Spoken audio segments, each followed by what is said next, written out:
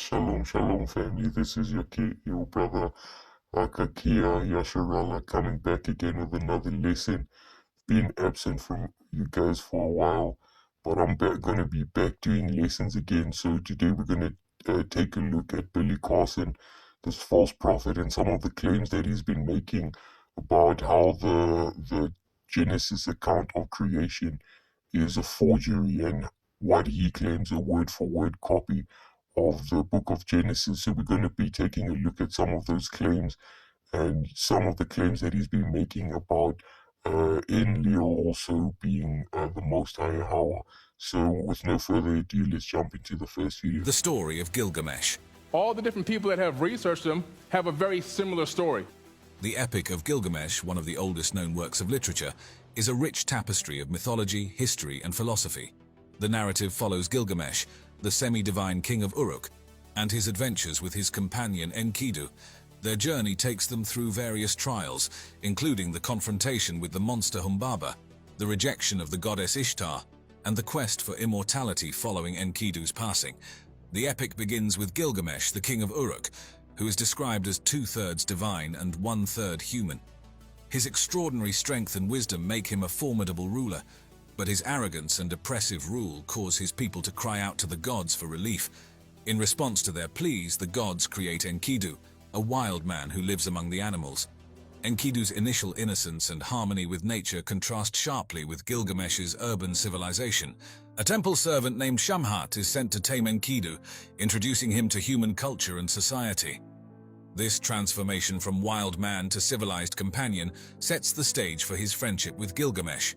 Gilgamesh and Enkidu become fast friends, their bond solidified by their shared adventures.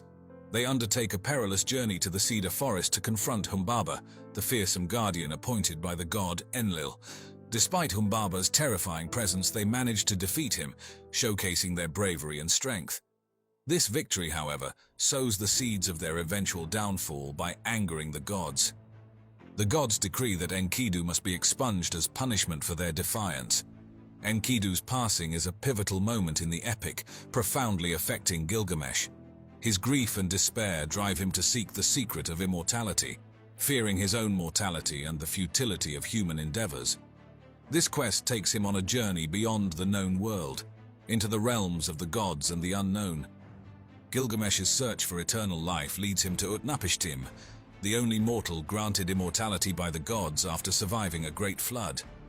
Utnapishtim recounts the story of the flood, which closely parallels the biblical account of Noah's Ark. Despite Gilgamesh's efforts, he ultimately fails to obtain immortality.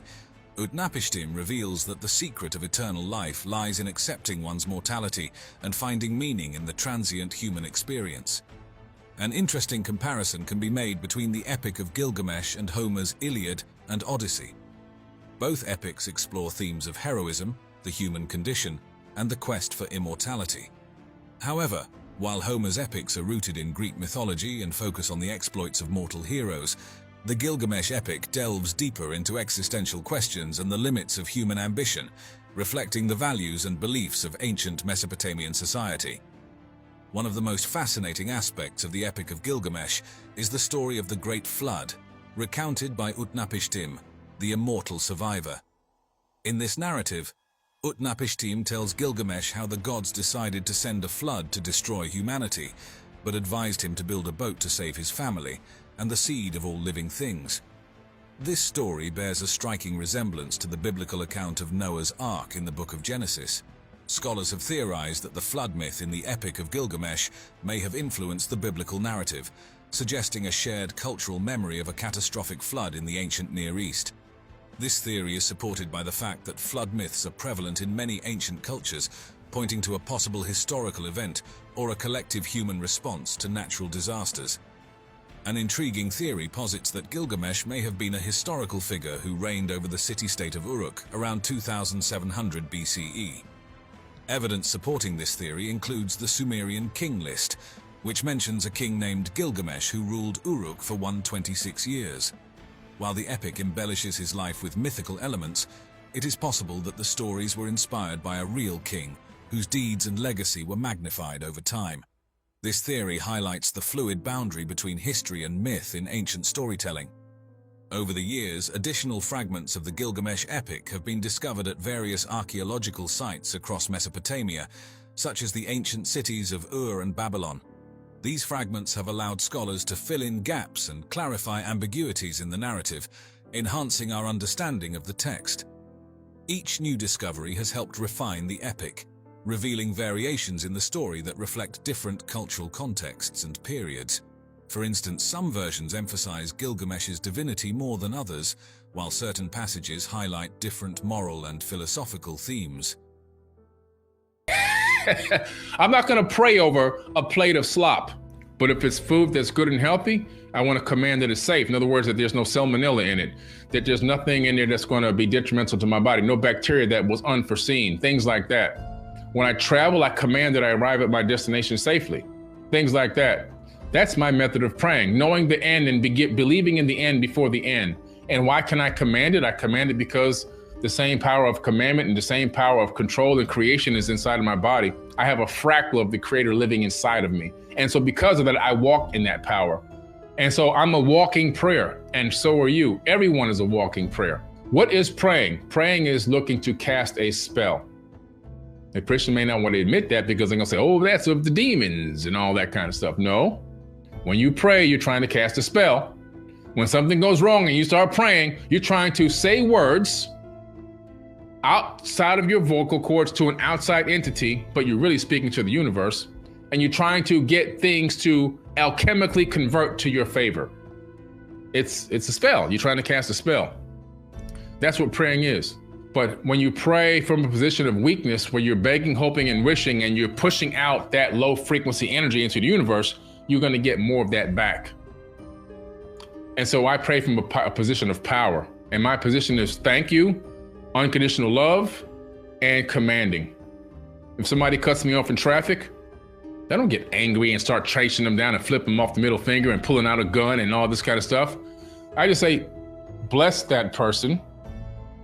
They could be in a bad situation. They could have got a phone call that their kid just got hurt in school. They could be having a medical situation. Their wife could be having a baby at home or something. Or they could just be careless. Bless them. Let them make it to their destination safely. That's how I pray. I'm a spiritual person. I'm not a religious person. And I understand now, through many years of dedicated research and traveling the world and studying, that the power, the true power to help and bless people in this world, and the true power to make a true difference and higher levels of consciousness availability is only through spirituality. Because religion puts you in a box, and the box has a cap on it, and it only lets you go to the top of that box. And if you get to the top of that box, you're going to hit your head. 2 Corinthians 14:11 says, "No marvel, for Satan himself is transformed into an angel of light." So I agree with Mr. Billy Carson when he says we need spirituality to break free from the matrix, but we have to be aware of which spirits we let in, and we have to try the spirits. Box, you're going to hit your head. After hitting your head so many times, you don't even jump to the top of the box anymore. You just stay down here. Spirituality is the key. Spirituality will give you enlightenment. It will open your eyes to see things in different ways. It will give you inspiration, motivation, aspirations. It will allow you to be your true honored self. It will allow you to grow to be the person you truly can be. It will allow you to be born again many times. How does the ancient Sumerians' religion differ from the Bible? Sumerian civilization was founded around 4500 BCE, before the current era, right? They wrote down their history on clay tablets, but the stories themselves were likely much older and passed down from generation to generation. We know this now for a fact because we found tablets that we thought were like the oldest, and then we kept looking and looking, and we found even older tablets with the same exact story on it. So these stories are actually tens of thousands of years old, not just 6,000 years old, right? So we're talking about a real ancient time. Another thing for me to point out is that the Sumerian civilization records start on average around 6,000 years ago, which is where the Bible got the 6,000 year creation story from. In other words, the Bible or religious zealots believe that the earth is only 6,000 years old. And the reason why is because it's plagiarized from Sumerian tablets, and the Sumerian tablets dated around 6,000 years ago. So to them, in their mind, there could be nothing older than that. And then that got passed down from generation to generation. The Sumerian civilization was founded, so the Sumerian history is about 5,000 years older than the Bible. The first written form of the Torah or the Old Testament of the Bible was not written until somewhere between 1000 and 900 BCE. And so we look at one of the oldest parts or some of the oldest parts of the Torah, which ended up becoming part of the canonized Bible. Not exactly word for word, but most of it in the Old Testament, majority of that, not all of it, but a lot of it comes from the Torah. And the Torah copied their information from where? Sumerian tablets. The Sumerians were polytheists. Polytheism is a belief that worships many gods as opposed to monotheism, which is a belief in a one God system. And so we know for a fact that the Sumerians, the ancient Egyptians, and many other cultures around the world who had their information plagiarized into the canonized Bible were polytheists. They believed in a multiple God system, whereas in Christianity, it became the one God system. Now, there was a situation that happened in Egypt a very long time ago. Pharaoh Akhenaten. Pharaoh Akhenaten is King Tut's father. Nefertiti was King Tut's stepmother, wasn't really his birth mother. Never could really find out what happened to King Tut's actual mom, but I keep looking and looking and looking. But either way, Akhenaten had began to worship Amun-Ra. Now, Amen told him, listen, there's only one God but me. I want nobody worshiping any of these other gods who actually were his relatives. These are the Annunaki Atlantean people that were ruling over the lands all over the world. The Atlantean civilization was a global civilization. He says, you know what? I want you to begin to force everyone to worship me and give thanks to me. Okay, this is Amun-Ra. And so Akhenaten is like, well, what will you have me do, my lord? He says, the first thing I want you to do is I want you to begin to deface any of the gods that you find around any of the kingdoms. The faces and the bodies of the ancient Egyptian gods chiseled away. Under the order of who? Pharaoh Akhenaten. The beginning of the monotheistic era that he was trying to usher in, and he had amassed a huge following of people that were on board with him. This is where the Bible stole the information for the mass exodus. And when he leaves, he takes with him a huge mass following of people. That was the exodus out of Egypt. Why did the new Pharaoh chase him down, or the new king who was temporarily put in charge chase him down? Because he had taken the Ark of the Covenant out of the king's chamber of the Great Pyramid at Giza, and that was part of their power source. When he crossed the Sea of Reeds, not the Red Sea, he crossed the Sea of Reeds, a much smaller, easier to cross, and closer sea. That's where the water came crushing back. Now, when you read into the geological studies and look at that region like I've done on the planet, you'll discover that we can do a geological rewind of that area. And when you do a geological rewind based on computer simulation, we discover that there, around that same time frame, there was actually a massive tsunami in that region. What does a tsunami do? It sucks all the water out into dry land. And then what happens when a little while later, the water comes crashing back? Yeah, and so that is the story. So Moses, in my personal opinion, most likely was Pharaoh Akhenaten, Just have who to took hit the pause button quickly on Billy Carson here. And according to his personal opinion, he says that Akhenaten is Moses. But here, according to their own Egyptian record, according to their own archaeological record, the Elephantine stele and the Great Harris Papyrus both describe Pharaoh Setnakhet's war against the Levantine usurper Esru, and reading these accounts together with Maneto's story of the war against Osarseph offers a possible historical context for what eventually became the Bible story of the exodus of Israel from Egypt. So this is their own historical record, and now if we also go into the record of Maneto, the Egyptian historian, of who he says Osarseph is, he says that Osarseph eventually was a rogue priest who led a bunch of lepers um, to an exodus, essentially, and he changed his name to Moses. So there we can have, according to their own historical record, the Egyptian record, who Moses is. We don't have to lean on opinions or guess But let's get back to more of the videos and we'll dissect some of this guy's inaccuracies later on. Who took the people with him. There were no slaves building the pyramids in Egypt. We know this for a fact because their temples in the Giza Plateau region, we found all the actual tablets in there that talk about the workers. It talks about how much they were paid, and it talks about their medical benefits. It talks about arms that were broken, legs that were broken, people that needed medical help, medical assistance. You don't do that for slaves. You don't pay slaves. I don't know how These people.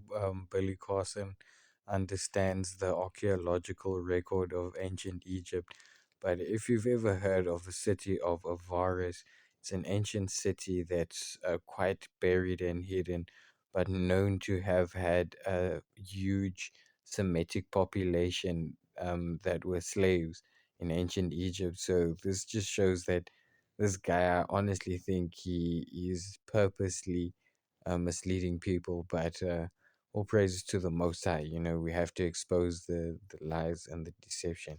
Shalom. These people were not slaves. The Enuma Elish, when in the height, heaven was not named, and in the earth beneath did not bear a name. The primeval Apsu, who begat them, and the chaos, Tiamat, the mother of them both, their waters were mingled together, and no field were formed, no marsh was to be seen. When the gods, none had been called into being. You see how they talk? They talk like Yoda. So this is some information here on the Hebrews explaining that, you know, there were a Semitic group as well as the Assyrians and the Babylonians as well. They were also, and the Sumerians, they were also all part of Semitic groups, meaning that their languages were phonetically related.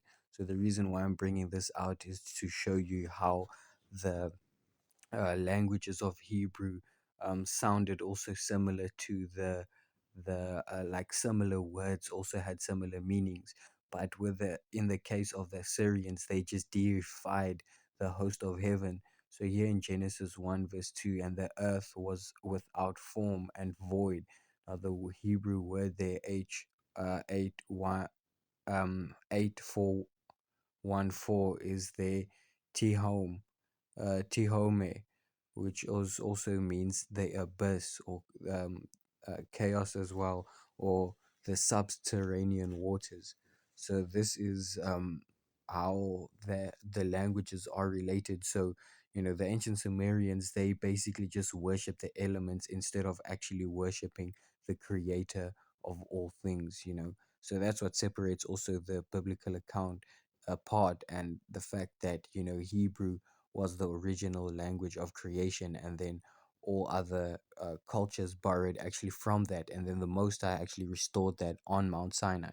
So the Bible wasn't actually copied from anything, but it was the restoration. Yeah, they talk like Yoda from Star Trek. Now you know where George Lucas got Yoda's dialect from. He got it from the Sumerian tablets. And no field was formed, no marsh to be seen. When the gods, none had been called into being, and none bore a name, and no destinies were ordained. Then were created in God's midst of heaven, Lamu and Lahamu were called into being. And so we're talking about here this Tiamat, which actually was destroyed in the Enuma Elish. And the water, it was a water-bearing planet, and the waters from Tiamat then became the separated waters from the waters, which made that into biblical text. And a new earth coalesced, or earth actually coalesced. Earth was actually a chunk of Tiamat. Earth was a part of this broken off piece that flew away from Tiamat and recoalesced with the waters that were already there, the organic material for life and everything else. It recoalesced as a planet, taking the third position of the sun, as Tiamat became the asteroid belt going around the sun. The asteroid belt is Tiamat, the ancient, broken, destroyed planet, through two planets colliding together. In order to believe in this nonsense that Billy Carson is talking about, the planets and Tiamat being a chunk of this planet crashing here and all of that, you have to believe in this space organization called NASA. And in the Hebrew, the word NASA means to lead astray or to deceive. I think that's, you know, since Hebrew is the original definition of things, you know, this the space doesn't exist because the Most High made a firmament above the earth, and planets are beings, celestial beings. They are not things out there, and space is not real, man. So this this man, and he's definitely out there to deceive. NASA, space is not even real. NASA is not even real, and the space footage is not real. I'm just gonna demonstrate. Watch this. It is so. It is so the massage.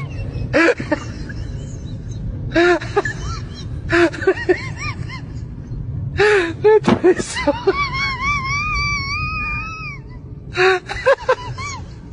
It is so the massage.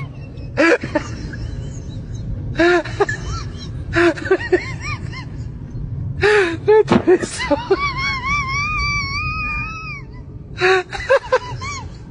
It is so the massage.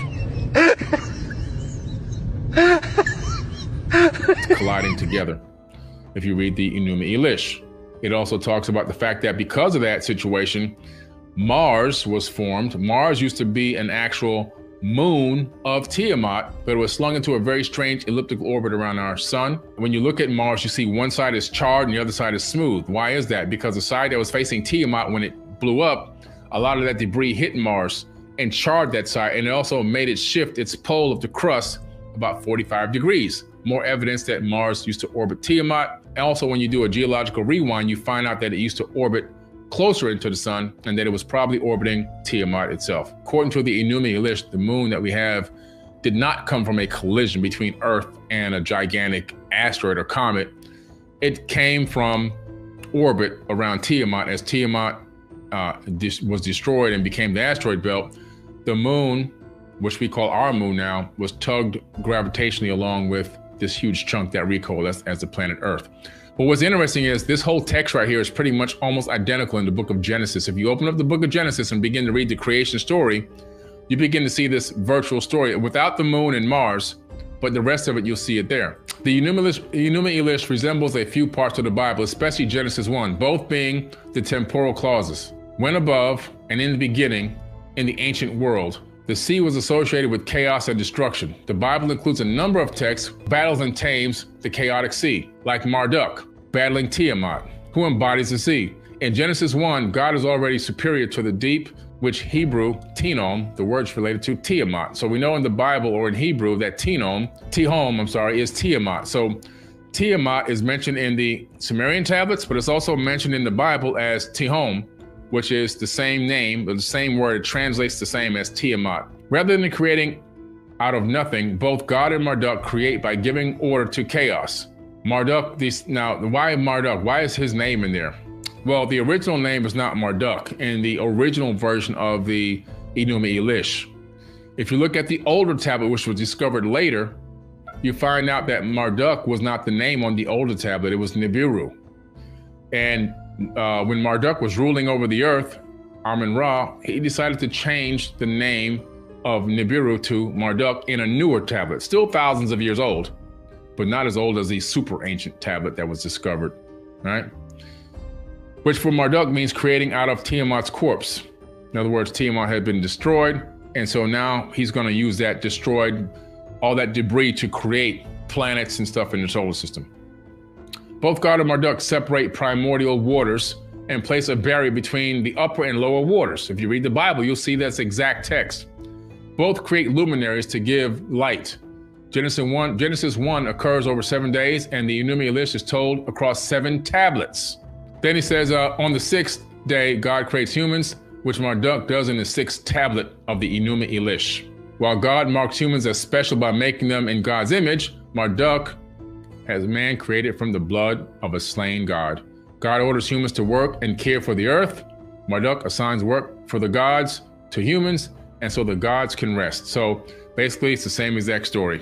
Finally, both the Wow, this is a major corruption of the story. You can already spot the major differences, and then this guy has the nerve to claim that the Bible plagiarized the creation story from the Sumerian tablets, when it's clearly two different stories. And nowhere in the Bible does it talk about planets and colliding in each other and all of that. And the creator of the Bible has a name, and his name is Yahweh.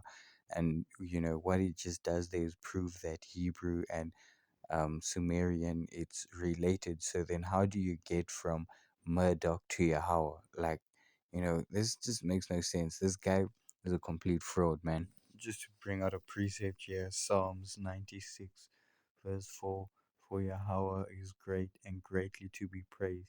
He is to be feared above all gods. For all the gods of the nations are idols, but Yahuwah made the Shamayim. So this is just goes to show that all the nations, their gods are idols, and the Most High even calls out this idol named Murdoch. Here in the book of Jeremiah, 50 verse 2: Declare ye among the nations, and publish and set up a standard, publish and conceal not. Say, Babylon is taken, Bel is confounded, Murdoch is broken in pieces. Her idols are confounded, and her images are broken in pieces. So may we declare then, that the name of the Most High is Yahuwah, and He is the only. No God can be likened unto Yahuwah. All these other beings are nothing but idols.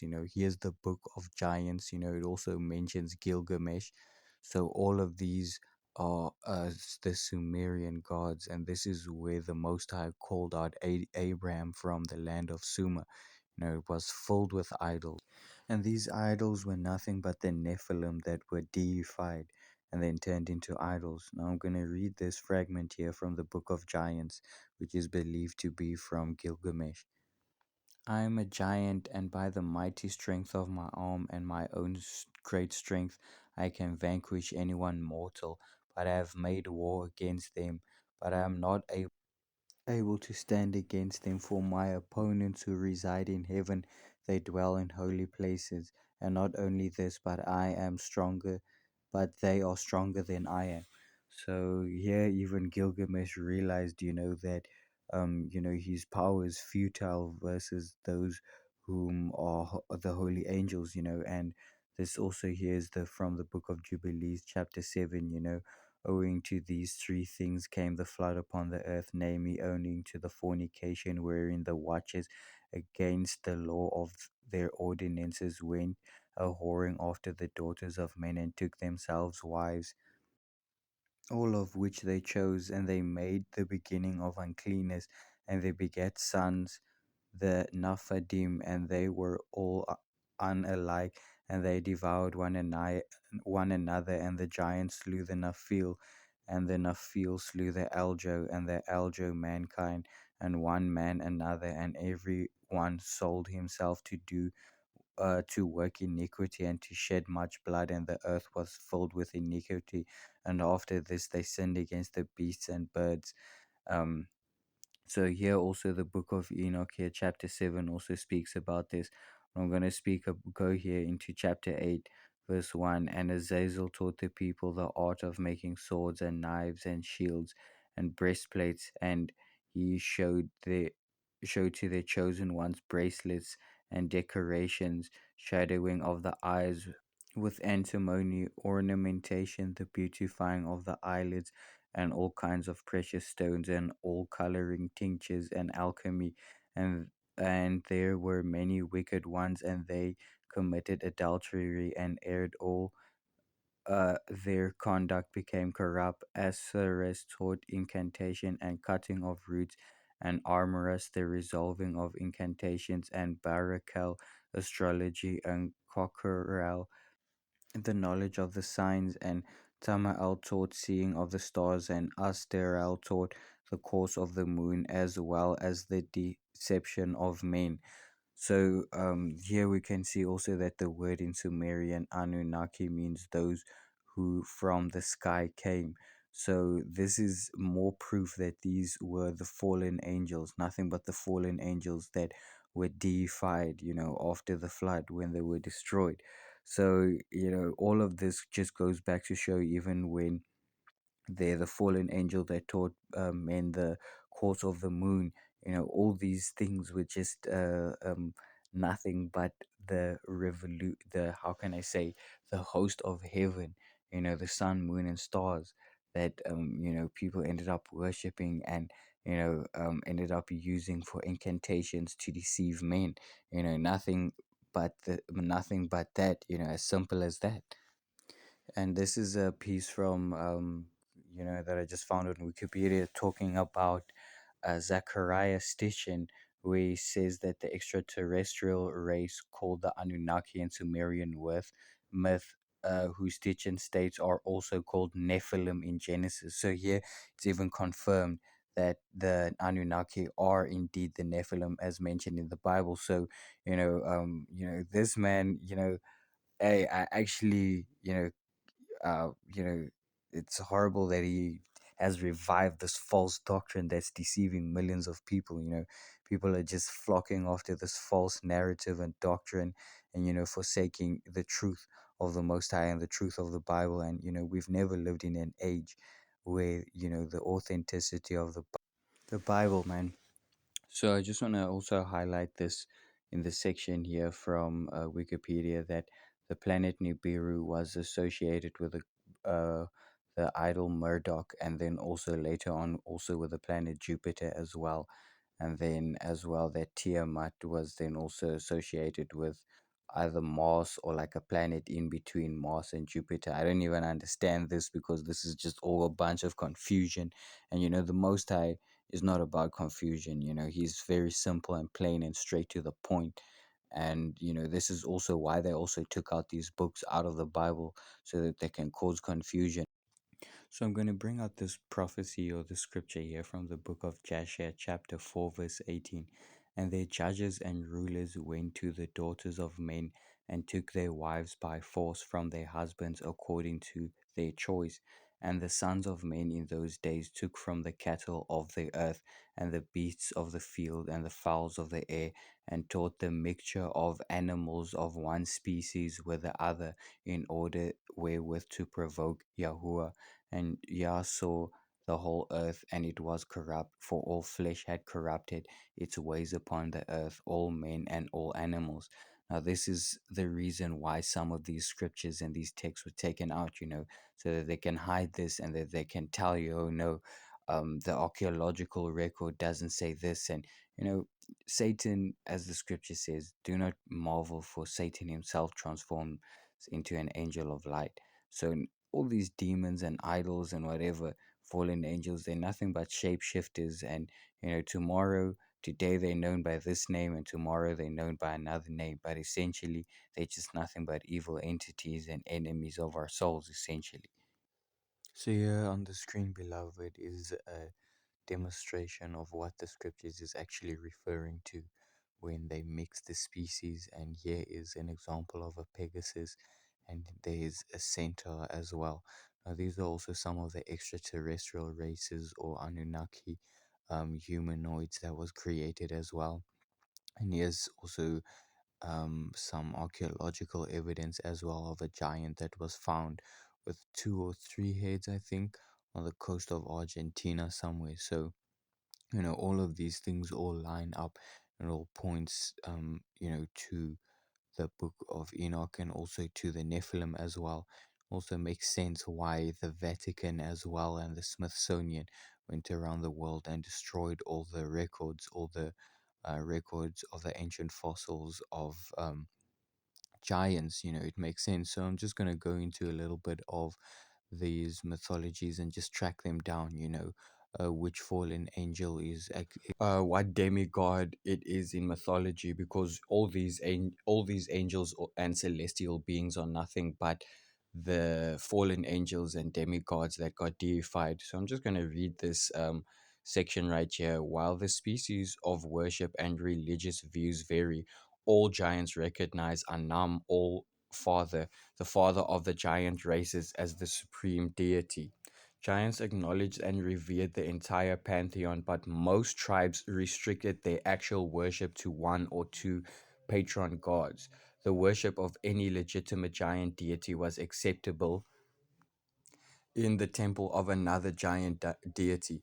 So we can conclude that from this that, also that that on the right hand side there's the good of the Most High, his angels, and then on the left hand side there are the fallen angels, and their religion almost mimics, the truth of the Most High. But, as what there is one creator and monotheism, from a biblical perspective, on the left hand side, the giants' religion, they also have their own form of monotheism in a way or whatever, but it's nothing more than recognizing their patron god, or the God the Father in the giant's perspective of their worldview and their religion is Anam. So now we're going to just go in deeper into who is in mythology and from the biblical perspective, who is This is Anam. from an excerpt here from the Wikipedia of deities and demonology.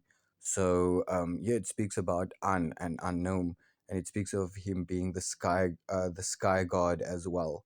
So in and he's an ancient Mesopotamian deity, and his consorts are also Namu, Ishtar, and Ki as well. So these are all the Sumerian gods, and this specific god or Anum is known as the main deity or the sky god of the giants. He's like the main fallen angel. Now, this is actually the other names that he also goes by. It says there as well, his other relationships is known as Murdoch, and his offspring is Enlil and Enki, and is also known as by his fallen angel name, or his real angel name, as Semyaza, the counselor of heaven. And here is now Enlil, who Billy Carson says is YAHUAH, which there is no phonetic relationship between how you can get Enlil from YAHUAH. But this is also just to point out another fallen angel, and actually the offspring of Semyaza as well. So this is also in other mythologies is also known Enlil as Zeus, Poseidon, and in the Bible as Beelzebub, and also as the fallen angel Barakel, as I brought out earlier in also the book of Enoch as well. So here we also see that who are the main seven fallen angels. See in pagan mythology that it's Moloch, uh, Chemosh, Dagon, Belial, and there's Beelzebub as well, also known as Enlil in the Holy Scriptures as well. So these beings are nothing but the same beings, shapeshifters, and they always, throughout time, they've always changed their names, but their purpose and their, evil intent has never changed. And this is why it's so important to understand these books as well. So this is also just from the Wikipedia page as well, speaking on on Semyaza, the fallen angel, and just giving a little bit of background around him as well. That he is actually the main fallen angel. It says here that he's the infamous rebellion leader of the Grigori, father of the Nephilim. He sees the name the second Satan, and is also known as Lucifer, Satan, Prometheus, and Anu as well. So this is just to give you my audience, you guys, confirmation that indeed that Semyaza and Anu, the main deity of the Sumerians, is indeed the same fallen angel. So here just is Lucifer in the Bible, just to give you also from the Hebrew as well. It's Enlil as well. So there's also just to give you confirmation that Lucifer in the Bible is also called Elil or Helil, which is also the same as Enlil or Beelzebub. So all these different beings and creatures, they all go by names, and their names all have meaning. So then Most High Yahuwah, his name means to cause to become, because he is the creator of all things, and without him nothing can exist. He is self-sustaining, and through him all things exist. So this is why this information is very important, and why I'm bringing it out. This is from Revelations chapter 16, 13 to 14. I saw three impure spirits that looked like frogs. They came out of the mouth of the dragon, out of the mouth of the beast, and out of the mouth of the false prophet. They are demonic spirits that perform signs, and they go out to the kings of the whole world to gather them for the battle on the great day of Yah Almighty in Armageddon. So this is why this information has been hidden from us, and these books have been taken out to confuse us in these last days when these beings appear.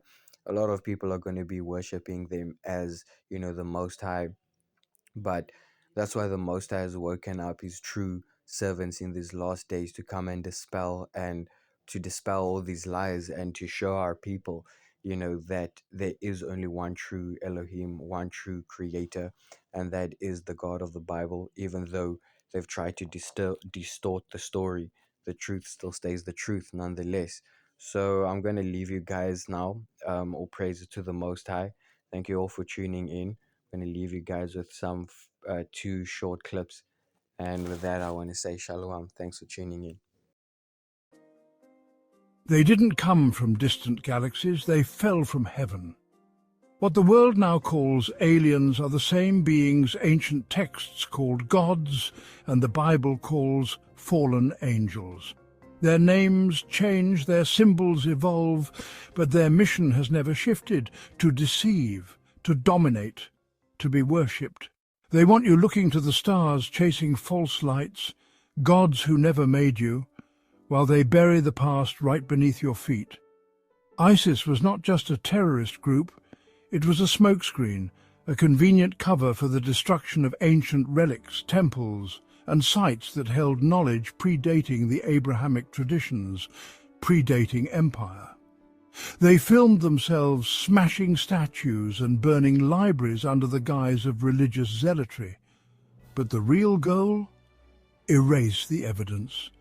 Shatter the last remaining links to the truth of humanity's origin, to the gods we once knew, and the ones who ruled over us.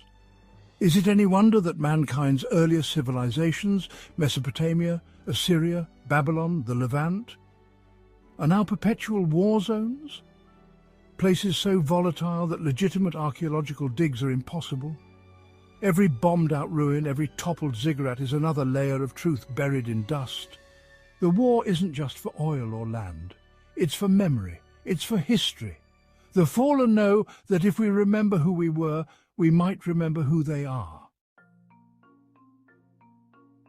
Long ago they descended from the heavens. The Annunaki in Sumer, the Watchers in Enoch, the sons of God in Genesis chapter 6. They brought forbidden knowledge. They altered human DNA. They taught war, enchantment, and astrology. And they demanded blood in return. When God flooded the earth, it was not just to punish mankind, it was to erase the corrupted kingdoms of these beings. But they never left, they simply changed tactics. Throughout history they ruled through thrones and temples. They gave kings their crowns. They built religions in their image, and their most enduring stronghold, the Catholic Church, a system cloaked in holiness, yet filled with the architecture and rites of Babylon. The pine cone, symbol of spiritual control, rests in the Vatican courtyard. The papal staff bears it. The mitre, worn by every pope, mimics the head of Dagon, the Philistine fish god. This is not the church Christ founded. It is a replacement, a spiritual empire designed to mimic Christ and lead millions away from the truth. The ISS astronaut on the left grabs nothing from the other astronaut and sets nothing down. I love the guy in the background that is zooming around here on a harness back and forth. This wasn't a good day for NASA. But do you remember this disappearing astronaut? It's a continual shot, and so the naysayers can't claim that it's just splicing 2 clips together. But here's a similar one, just not as obvious. Do you see how his foot becomes see-through? Anyways, I could go on for days on all the space fakery from all the different nations. Unmistakable, permed hair that flows nothing like it should in a zero-G environment. Bubbles in space, repeated CGI mistakes. Obvious use of harnesses and wire fails. Evident use of blue screen technology. The reckless playing with water. the fact that the ISS was never assembled on the ground for extensive testing before it went into space. A mistaken reflection of a cameraman off of a cosmonaut's visor, etc. But in the end, it really depends on whether you will allow yourself to investigate the matter. The bottom line is, if they can lie about the Apollo moon missions, the Columbia... Die once, live twice, yeah. Had lost all of my love and my sanity. Vanity told me I'm too hard to handle. Dismantle any opposition, quit playing with me. Brothers hella lame, how they get their name?